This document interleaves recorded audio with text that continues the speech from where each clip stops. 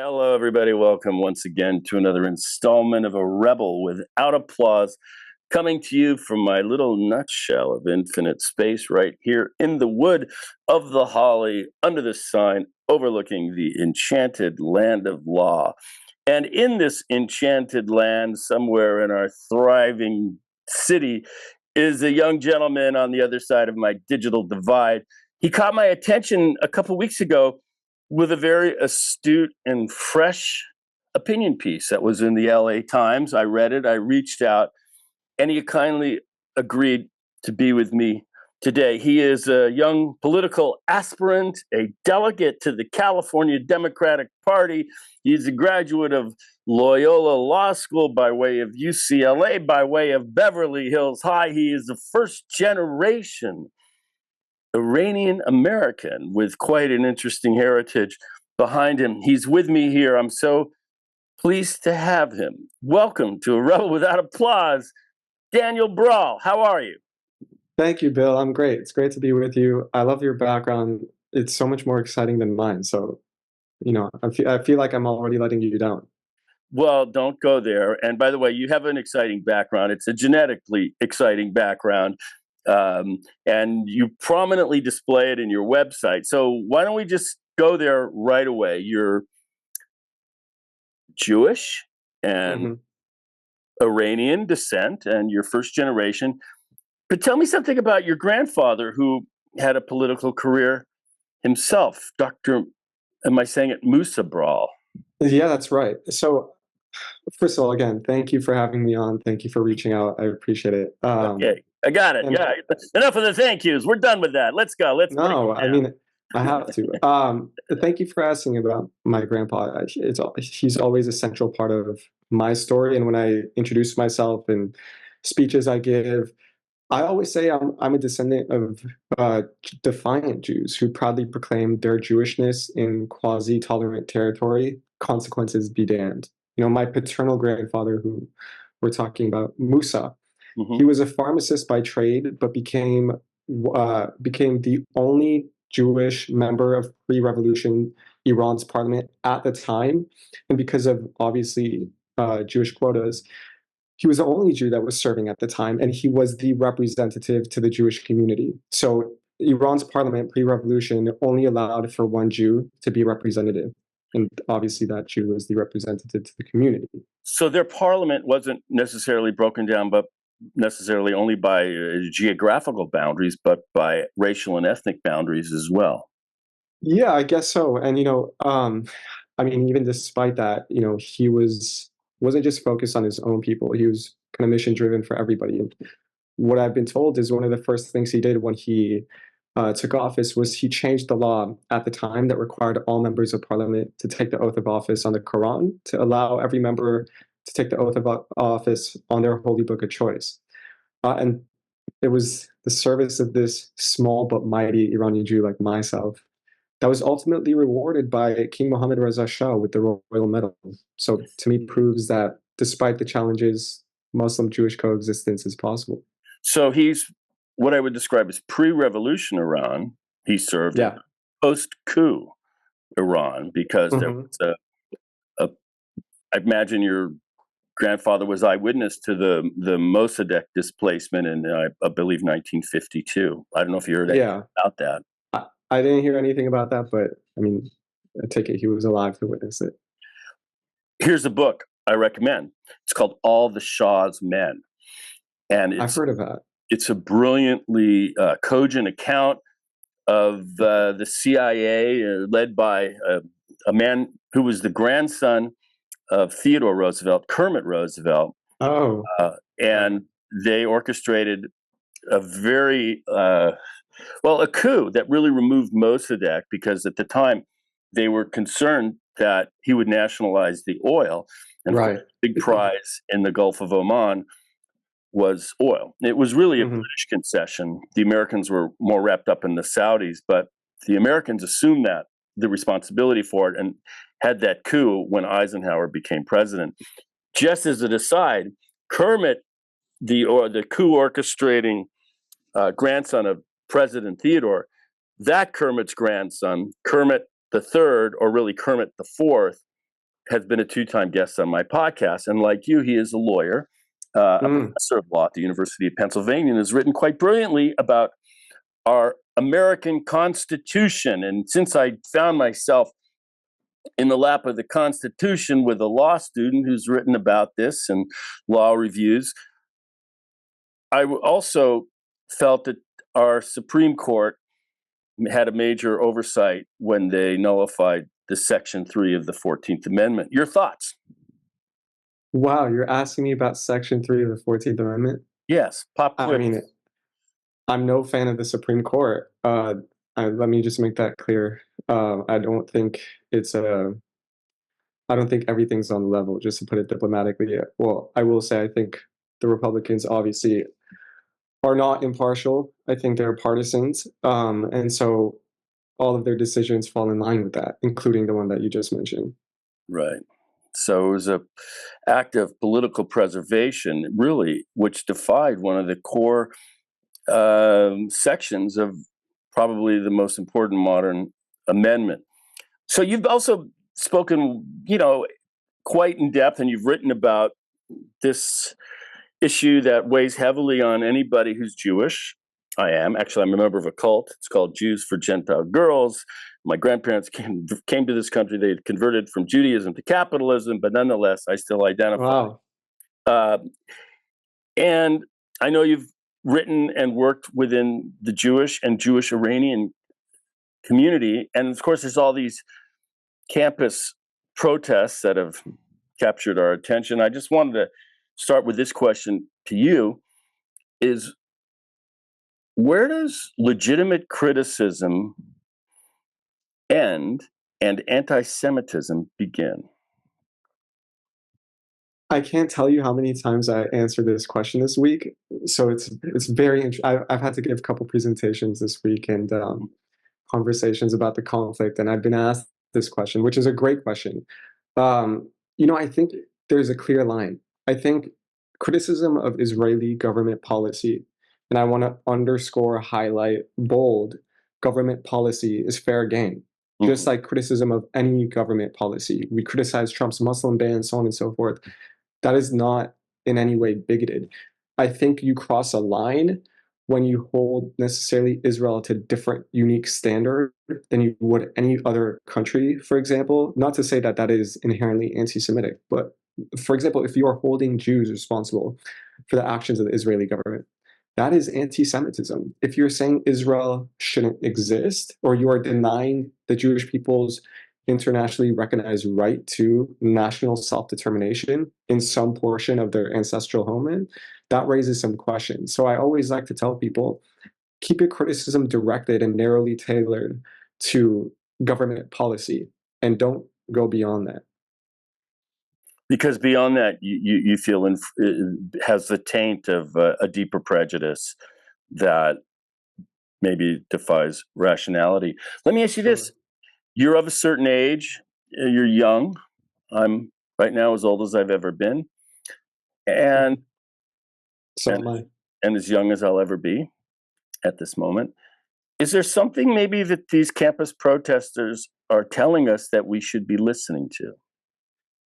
Yeah, look, this is it's it's a really difficult moment, and I know everybody's struggling to grapple with not just the war but the protest itself. And I'm not somebody that believes that we should be demonizing the protest movement in and of itself, or that smearing all protests as inherently anti-Semitic or terrorist sympathizers. So I think it's important to listen to what they have to say, and I try to make an endeavor to do so when I speak to different people.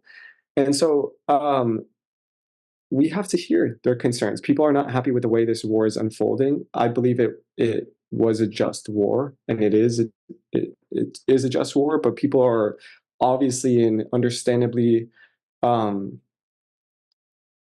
what's the word I wanted? Disappointed with what they're seeing, with the way the events in Gaza are unfolding. I mean, nobody can deny that too many Palestinians, innocent Palestinians, have been killed in this war, and so people are frustrated by that. But obviously, just as with anything, it's not that simple. We have to see what are people calling for. Uh, you know, people have their chants, their slogans. Are they all problematic? No. Are there some that does veer into bigotry or perpetuate harm against the Jewish community? Absolutely. But we need to be nuanced in that and have these difficult conversations rather than just talk about people as if they're a monolith. You talk about this sort of unfair standard that Israel is perhaps being held to. Clearly, if the Jewish homeland was somewhere south of Nicaragua, and there was some Mayan people that were being challenged for territory, it probably wouldn't command the same focus that it does of the West. But Israel is where it is. It Mm-hmm. sits at sort of the origin point of all these religions and of our Right.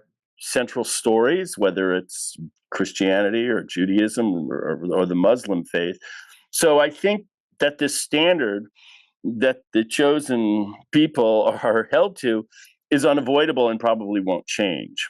And I just think that's kind of the reality of the moment. And I think realism is important because I think some of the people on both sides of this equation are captive by fantasies. I think on the Yeah. Jewish side,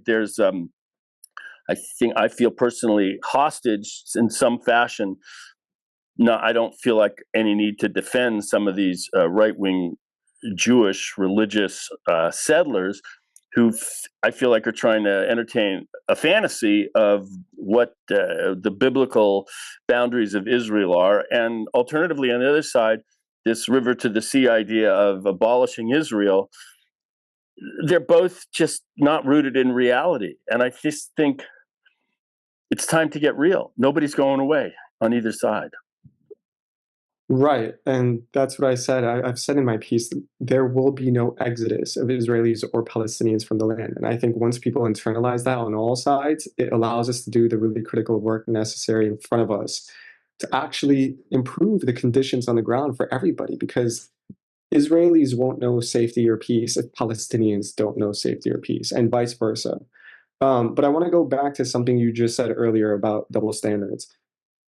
I talk about it in terms of Israeli exceptionalism Mm-hmm. in two ways. And I think two communities hold Israel to double standard. You have your, let's just say for ease of discussion, your anti Israel people who hold Israel to a double standard insofar as they want to strip Israel or Jews of their national self determination rights, or hold Israel to really hypocritical standard that they wouldn't, or this hyper focus.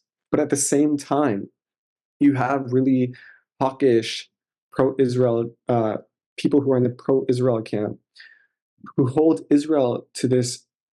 They want to project and protect this unattainable image of perfectionism, of Israeli perfectionism, without realizing that holding Israel to this impossible standard of perfection naturally sets it up for failure.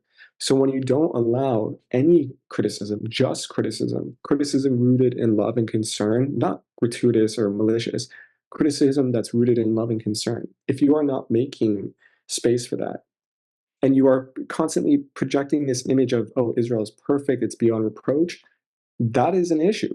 You're not doing Israel any favors in that sense either. So I think your point about realism is extremely important, and unfortunately, it's in short order. I read Thomas Friedman's book, from Beirut to Jerusalem. And one of the Uh-huh. things that just struck my memory when I read the book was that arguably the greatest of all Zionists was Ben Gurion. He's the George Washington of Israel. He's a Sure. secular European Jew who, like others with him, founded this state. And even in 1948, at its inception, he realized that Israel couldn't at once be a safe haven for Jewish people, a democracy, and hold all the land of the biblical boundaries. He, in as a realist, said, pick two out of three. Right. And I feel like that core calculus has not changed. Absolutely. So I just want you to comment on that. Uh, I mean, you're going right up my alley because I've written about this. My first piece for Haaretz, actually, I was talking about, you know, there are only three clear avenues for Israel going forward. One is, as you said, the only way, let me put it very bluntly, as you said, the only way for Israel to remain a Jewish and democratic state is if there is a Palestinian state alongside of it. We are under the delusion that Israel can continue this way and remain Jewish and democratic without Palestinian statehood, and that's not possible. And here's why: because if you don't pursue the two-state solution, what is the alternative? The alternative is a binational state in two ways: a binational state that affords everybody equal rights, and then who knows? That will, in all likelihood, due to demographics, cease to be a majority Jewish state.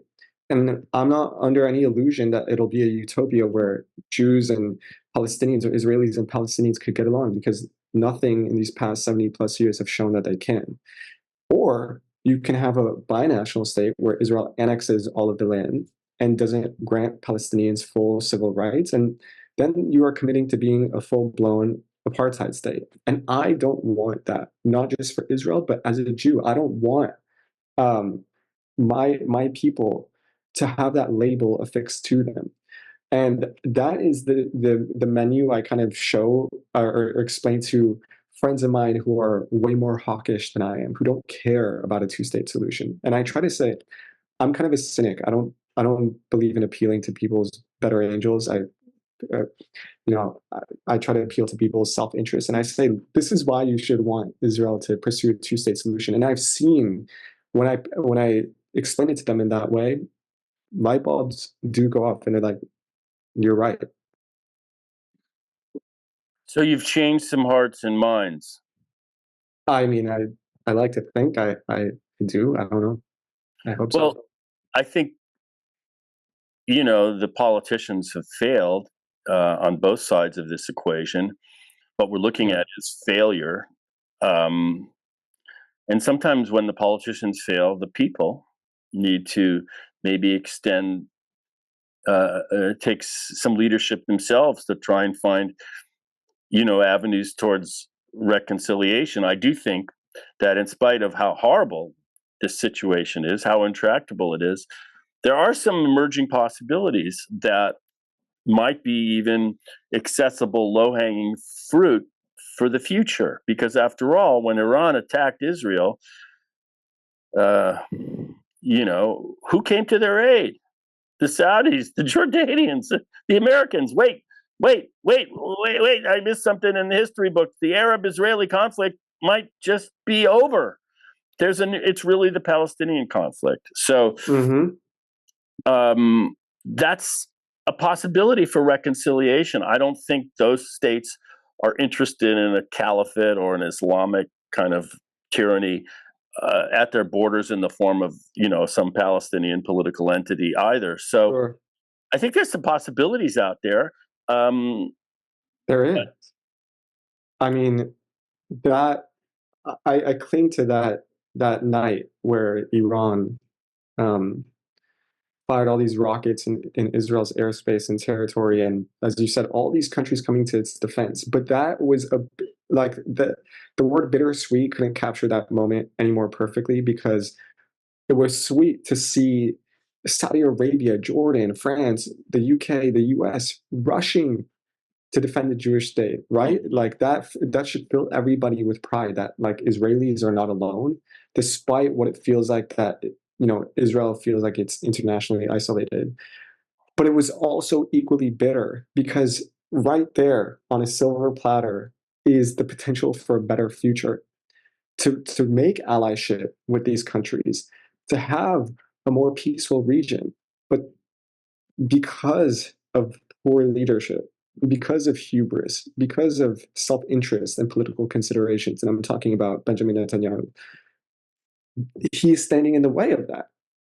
And we can have this if he wasn't in the way. I mean, it's not that simple, but he's the major roadblock. Not to say anything about Palestinian leadership and Hamas, obviously. when I was growing up, the biggest enemy, way more intractable and lethal in its appearance and reality, were the Egyptians. Mm-hmm. Nasser and Sadat, they had an army with massive tanks and air force, and Right. they could, in cooperation with their neighbors, wipe Israel off the map. There was truly an existential risk to this young state, and Israel clearly was, to me, and I think to the world, this underdog. Mm-hmm. And nobody, people would say, the Egyptians, the Arabs, they're animals. They're animals. You cannot make peace with the animals. I mean, I can't tell you how many times I heard that. But they did make peace, and it's held to this very moment. Mm-hmm.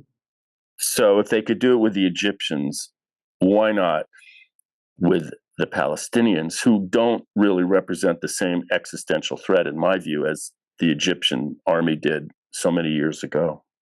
I mean, I'll take it a step further. If the Jewish people, if Israel could have made peace with Germany post World War II, after everything that Germans did or the Nazis did to Jews, I mean, it's possible to say Israelis and Palestinians can make peace too. And that's the disappointing thing, because you're not going to make peace with your friends. Obviously, peace is going to be hard, and I know it sounds so trite. Obviously, it's a cliche, but there's no other way, and it's going to be hard. The compromises are going to have to be made on both sides. Not everybody is going to get what they want. That's the definition of compromise. You're going to lose some of the things that you would like to keep. But what is the alternative? Is the alternative any better? No, it's not. Yeah. Successful compromises occur when both sides are unhappy. Exactly. I mean, look at the Iran nuclear deal. Yes. Well, comment. Tell me. You know, I if the concern is, look, no deal again is perfect. A deal by nature requires compromise, which by definition does not mean you're going to get everything you want. So would it have been fantastic to have a regime change, remove every missile and weapon that Iran has in its artillery? Of course. But if the major concern is removing Iran's nuclear capability, and who are they taunting with that nuclear weapon? The Jewish state, right? And so, if that is the primary concern, and you have a deal that, by all accounts, was successful in scaling back Iran's nuclear program or debilitating it completely, is that not a good deal? Why should you not be happy with that? And deals, you could build upon them. You establish a relationship at that point. Again, I'm not under any illusion that the JCPOA would have turned Khamenei or any of the mullahs into overnight angels, but at the same time, it removed a really dangerous card off the table. And so we should celebrate that and build upon it. But they didn't. The PVP, Putin's vice president, the billionaire brat boy, scuttled that in his I term. love that. I love that. You Yes, made that up? of course. What do you? Come on, man. I only use Yeah, my. why I shouldn't doubt you. Yes, he scuttled that in the service of his brother on the other side there, Netanyahu. You know, my mother is a generous contributor to Israeli and Jewish and causes and Hmm. to combat anti-Semitism, and I have to say that this organization APAC, felt like it was the political arm of Likud, and I kind of really started to get very suspicious of Netanyahu when he showed up into Congress over and above and in defiance of the current American president at the time, Barack Obama. And Hmm. since then, I just feel like he's a big obstacle to progress in the region. No, excuse me. Of course. You know, when it comes to APAC, they are the root of the problem is, what does it mean to be pro-Israel, right? Mm. And they have a definition of what it means to be pro-Israel, which is an uncritical stance that Israel is beyond reproach, to give Israel carte blanche to do whatever it wants without questioning the merits of that decision and whether it serves Israel's long-term best interests. It's a reckless enabling of Israel. And that is not smart. That if you love a country, if you want to see it succeed and have a successful future, you are going to be prudent in your advice, in what you do to have your friends back, right? And so, for unfortunately, we've been in a situation where people in the APAC orbit have married the term pro-Israel with pro-Bibi. And so any criticism of Bibi or anything that goes against his wishes, because we feel like we always have to coddle him, right? Anything that goes beyond his wishes is ipso facto at this point recognized as anti-Israel, and that's wrong. And so we need to realize that we need to deal with him in a more mature way, not for his sake, but for the people of Israel, and obviously for the Palestinians as well. To follow up on that, you wrote in one of your articles, I don't know which one, you said that the greatest threat to the idea and existence of the Jewish state isn't coming from the usual suspects.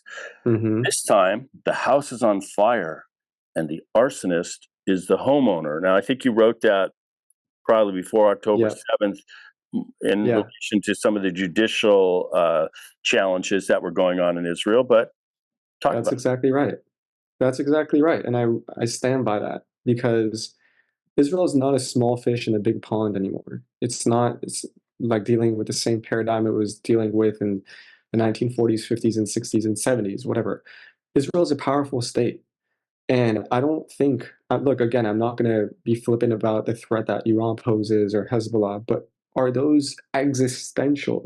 Does it rise to the level of being an existential threat insofar as it will has the potential of dismantling the Jewish state?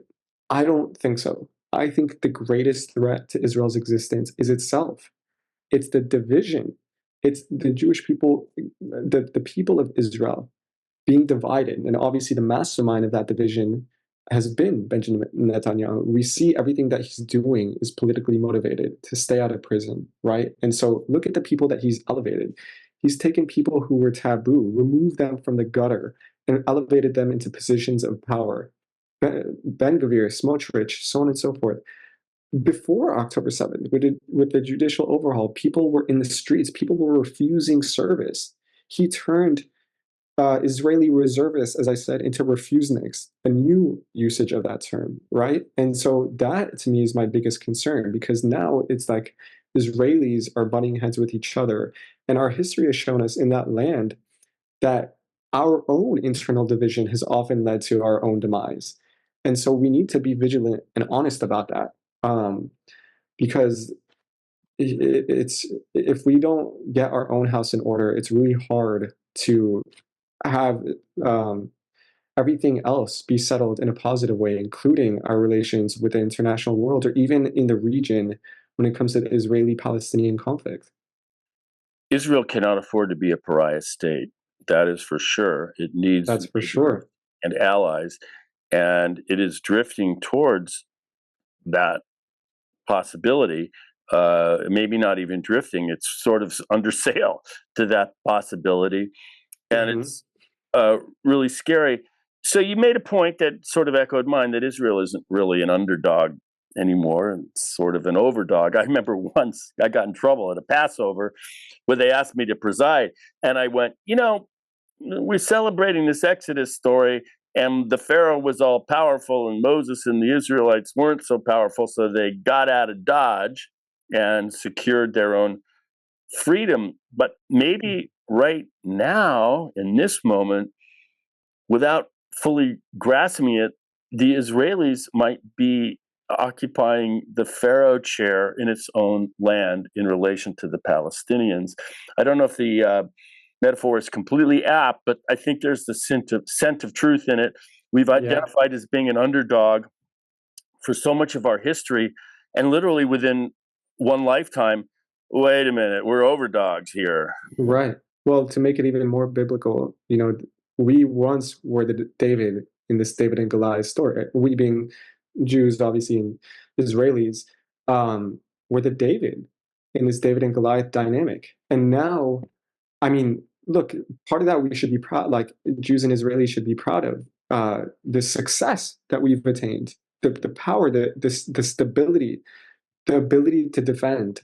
the Jewish state. That is something to take pride in, and we shouldn't apologize for that. But it should be known now that the dynamic has changed, that Israel is no longer the David. Israel is now the Goliath, right? And it needs to be a little bit more humble about that and understand the new dynamics at play and how the world sees that new dynamic. Because Israel, like the same paradigm of sympathy doesn't exist. And I think that's kind of where this generational change is, that young people today have a different image that people of your generation may have had when Israel was at that time, because Israel is powerful now. It's a new dynamic.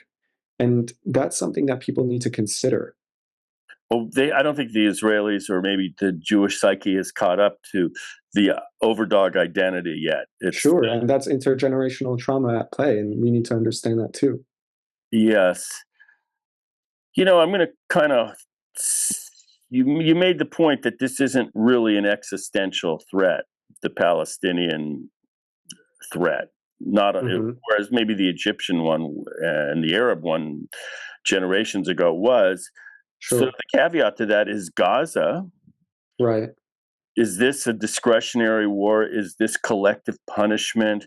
Is this not an eye for an eye, but one eye for 10,000 eyes? Like, I think that is an unavoidable truth that is staring me in the face. Is this an existential threat, Gaza, you're asking? Well, yeah, because what we both kind of come to the feeling that the Palestinian threat is not necessarily the same Correct. existential threat that, Right. let's say, was in 67 or 73 or 56 or That's right. 48. So this is a different, maybe it's not a threat, it's a menace.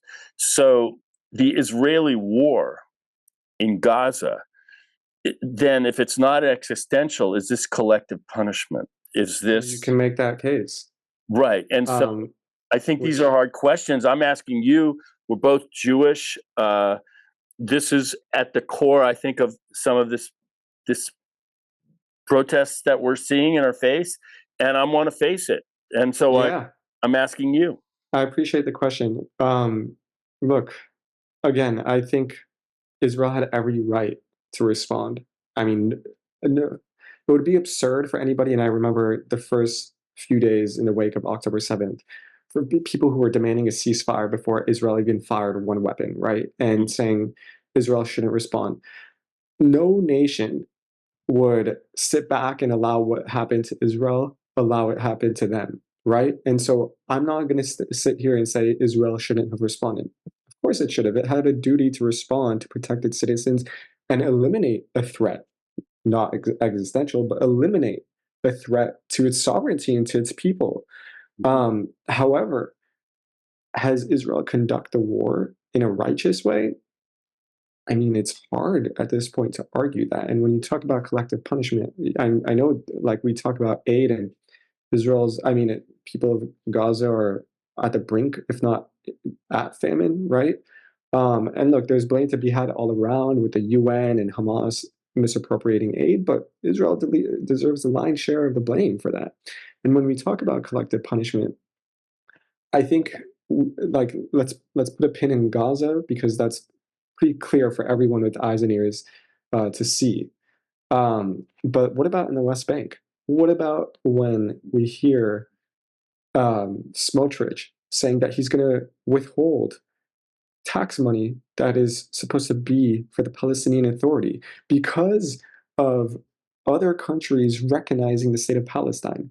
Why are Palestinians being punished, innocent Palestinians being punished for what Spain, Ireland, and I think Norway are doing in recognizing Palestine, which in my opinion is righteous in its own right? Is that not collective punishment? What is that going to do to stability in the West Bank? How is that going to affect peace? How is that is going to make Israelis less safe, right? So look, like we need to be honest, and I try to be as honest as possible. I know I may sound critical and harsh, but I try to show and try to exemplify that like we could love Israel. I love Israel. I'm a Zionist, and I don't make apologies for it. But it is my love for Israel. It's my Zionism that compels me to speak out when I see this country that I love going down the wrong path. And it's a path that it's been on probably for a while, because I think it's impossible to separate the Gaza experience from the West Bank experience. The kettle has been boiling and the steam has not been let off for a long time.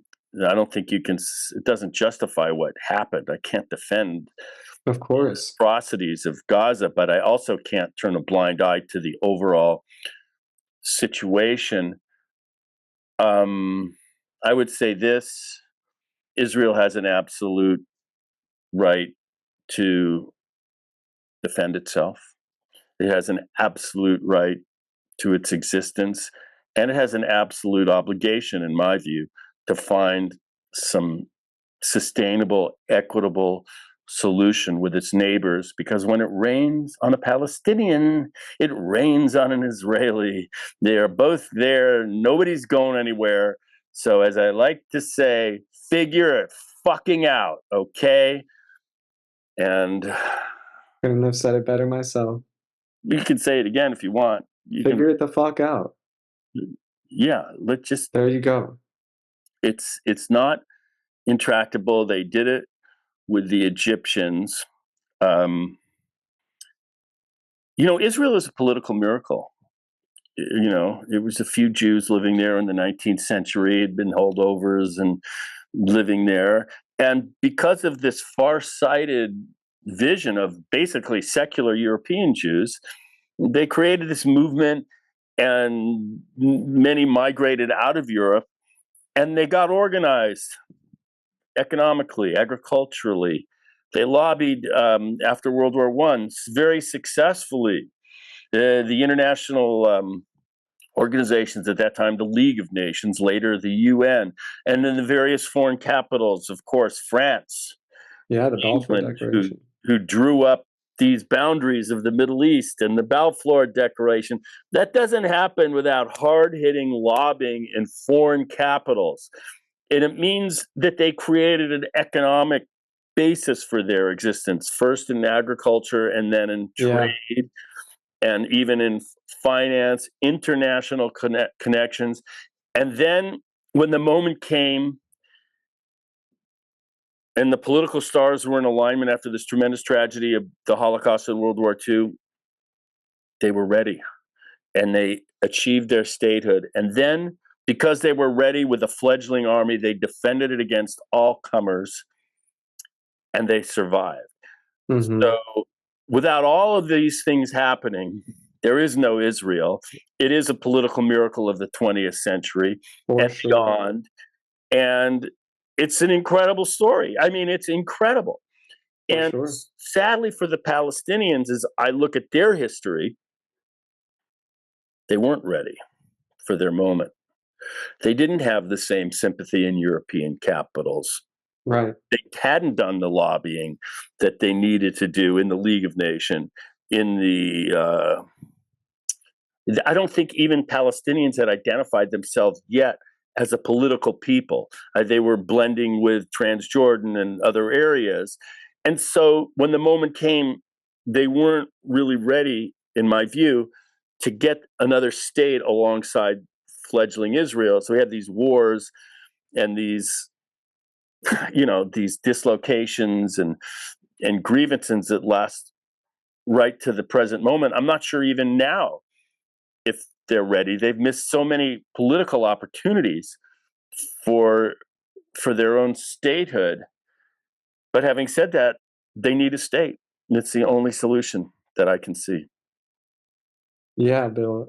Look, like, for all the criticism of Israel and everything that we find it to be doing wrong and antithetical to peace, I think you just laid out that a lot of missed opportunities were there on the Palestinian part. And we shouldn't infantilize or strip Palestinians of their agency or their leaders, and for all the uh, missteps that they took in the past that failed, that led to the failure of realization of Palestinian statehood. I mean, they rejected the partition plan and various peace deals since that point.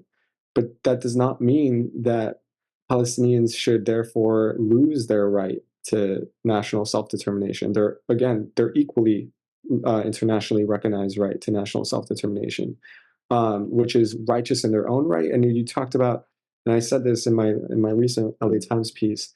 We need to realize that we can acknowledge that Israel's miracle was a catastrophe for Palestinians.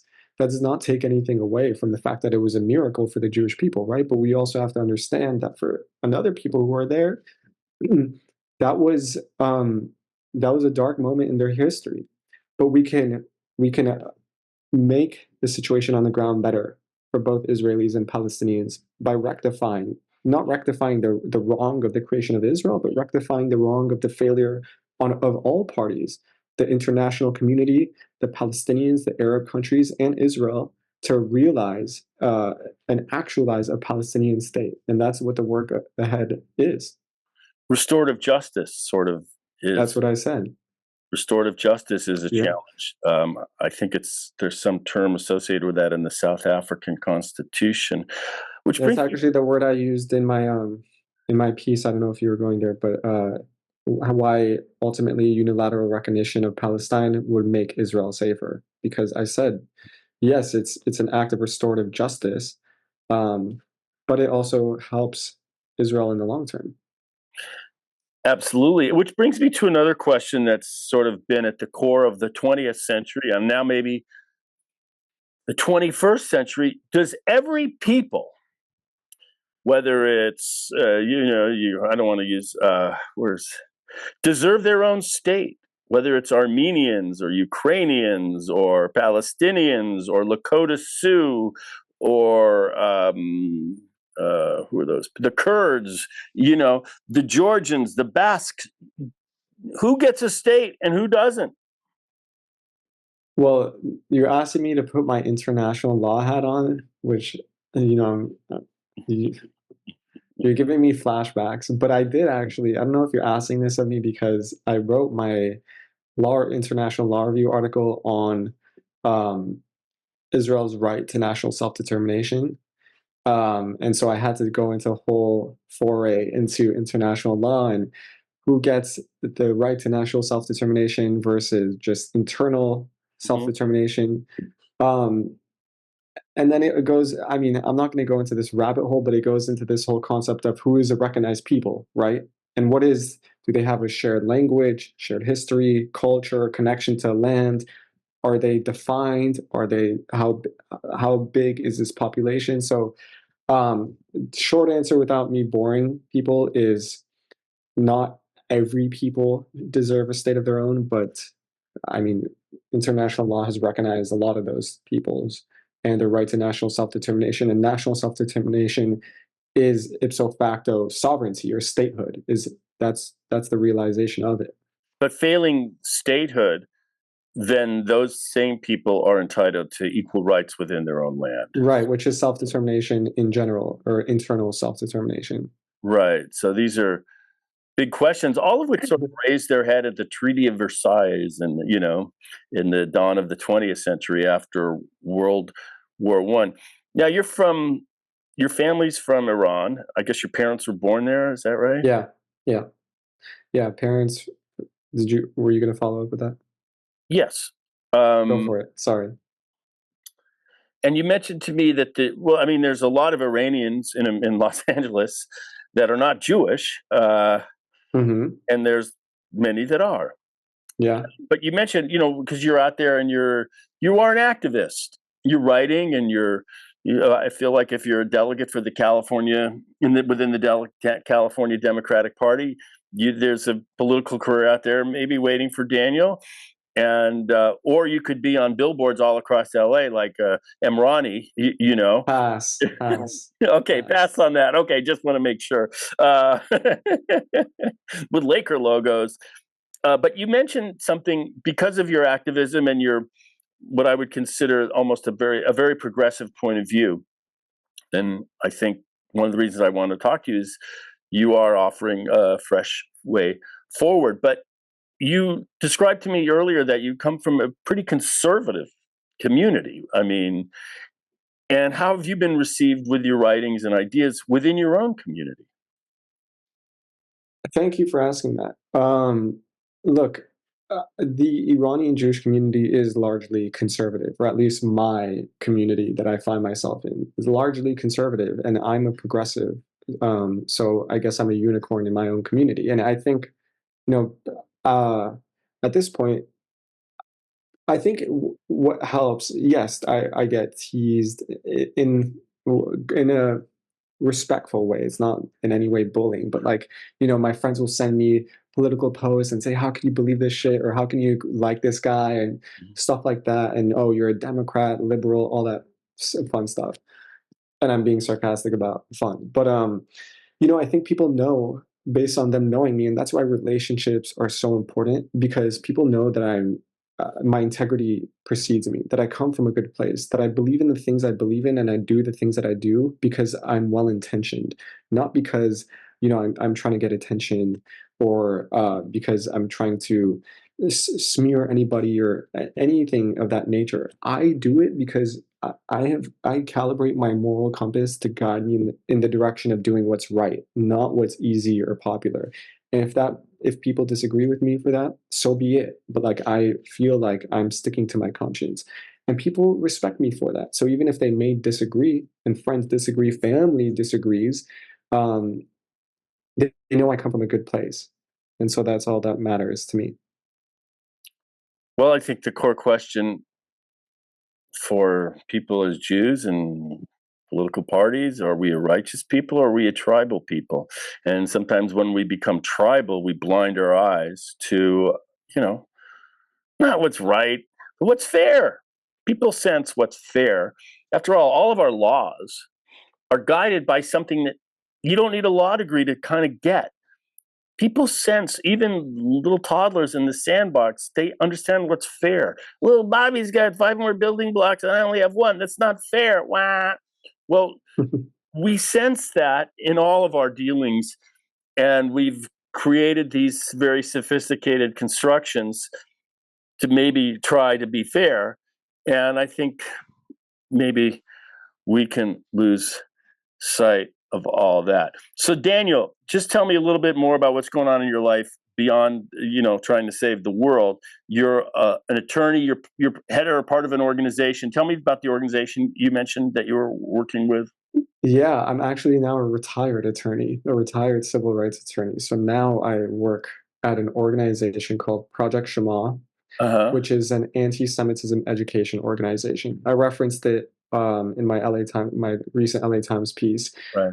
We're an organization built by progressive Jews. It's a training and support organization built by progressive Jews to help both our Jewish community and our non-Jewish allies challenge what we call anti-Jewish ideas while nurturing compassion for the Jewish people's lived experiences, our history, our identities, our traumas, and even our connection to the state of Israel, no matter how complicated or nuanced that connection to the state of Israel may be. So we do that by going and speaking to communities across the country, whether you're a corporation or students, synagogues, so on and so forth.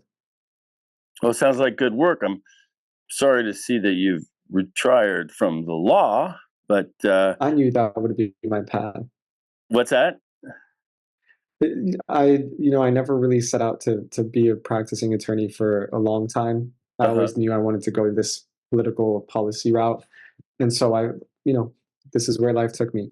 So we're in an election year.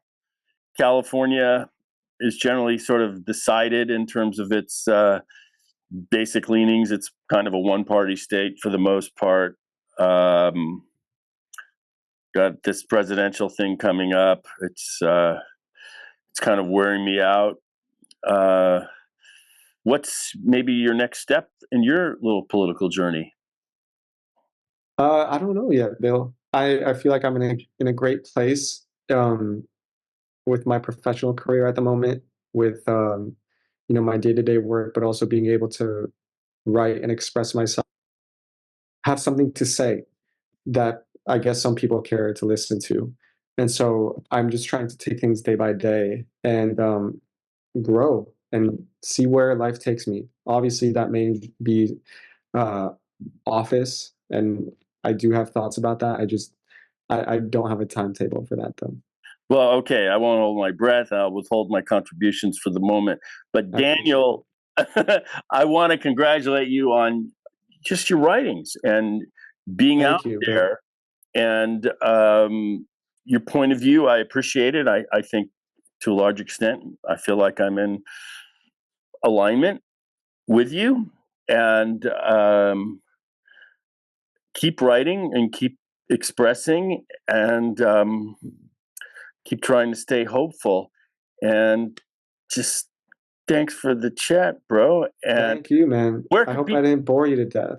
Oh, not quite to death. You know, I'm on the other side of this, so I can try and keep the volleyball up in the air if the other Okay. can't. But All right. All right. you did fine, and I appreciate it. Thank And you. I had a where great can time. people find you or follow you or all this stuff? You know. Thank you for asking. First name, last name, Daniel Bral Hmm. on all social media platforms. You're out there and you're expressing. So, uh, congrats again on carving out your own space Thanks, Bill. in this world. Stick around on the other side when I sign off. But to everybody out there, thanks for hanging on A Rebel Without Applause. You can subscribe to my vibe if you wish. till next time, namaste, shalom, and aloha. By that I mean nama shaloha. Wow. Dig it, daddy-o. I love that.